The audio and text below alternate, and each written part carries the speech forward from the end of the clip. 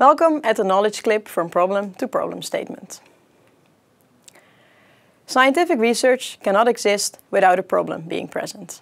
And for the allied health professionals, that means that there will always be a clinical or a practical problem before the scientific research will be carried out. And then the question arises whether there actually is a problem and who has this problem, and we need to know whether there already is an answer available. So in a scientific article, in the introduction, the problem will be described first.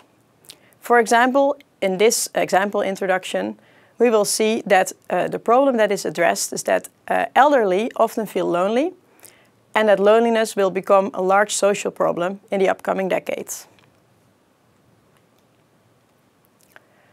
After the problem description, there usually follows a problem statement. And a problem statement is where it is described what knowledge is still missing. What knowledge do we need to solve the problem that was described in the problem description before that? So this problem statement will usually be introduced with phrases like, to date it's unknown, or it is unclear which or how or why, or there is no insight yet in.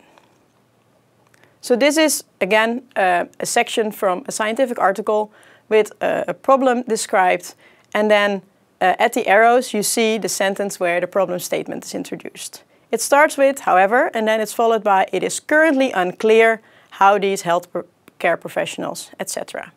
So there you see a specific example of the phrase that's used for the problem statement. Currently it is unclear. So every time in every article it comes down to that in the problem statement the knowledge is formulated that is still missing. In almost all scientific articles that you will read during this course, during the rest of your study, and hopefully in your later profession as well, you'll read a problem description followed by a problem statement. And in that statement, the knowledge that's not known yet will be described. And when you're performing research yourself, when you're conducting research yourself, in this course, you're going to have to do a research study, and in your fourth year for your final thesis, you will always need a problem statement. So don't forget this problem statement. Thank you for listening.